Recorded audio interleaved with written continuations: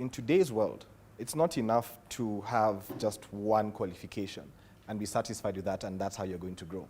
You need to be able to expand your skill set. You need to be able to put yourself out there and network.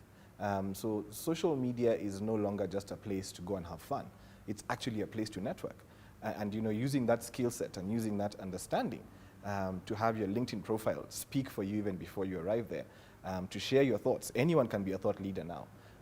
I can write on a vlog, on a blog, and people can pick me up from there. And that is how you move ahead. And so being also very conscious and very deliberate about the things you do on social media and how you use social media to accelerate yourself. Those are becoming key things and key messagings to the youth, I would say. So don't be satisfied with where you are in as far as I have this skill set. Always be on the lookout for what's new, where do you want to go. Have that vision, and there are very many opportunities open towards growing that skill set and making something for yourself. And you know, the way we've been talking and discussing work and how to do work, we are no longer competitive in as far, or competing rather, with my neighbor who's here in Nairobi or here in Kisii. I'm competing with the person sitting in Kigali, because employers are no longer just hiring locally, they're hiring globally.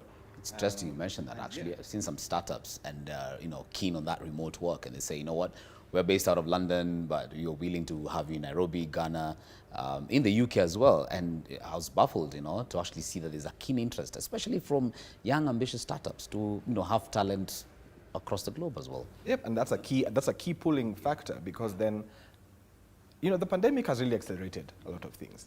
But really it was the onset of the fourth industrial revolution, and it was inevitable that then remote working would come into play. Before COVID, for instance, Skype was always there. We had this ability to interconnect, but with COVID came an acceleration in you know, teams improving their ability to connect people and to connect teams globally. You had Zoom coming in. You have other local examples of connected working spaces.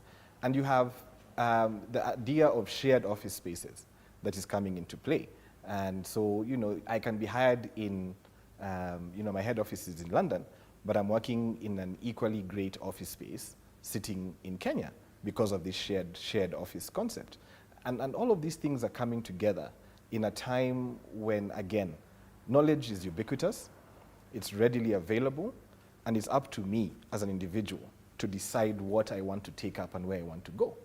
And essentially, for anyone at this place and this time, why I want to also just put this across, not just being a youth discussion, is those OGs, those older folk who are still, you know, between the age of 40, 40 is not old, but between 40 and 55, who are still active in the workspace, also need to grow. They also need to develop. So the challenge is to both sides. You know, I need to grow my skill as a youth to be able to be attractive to the employer.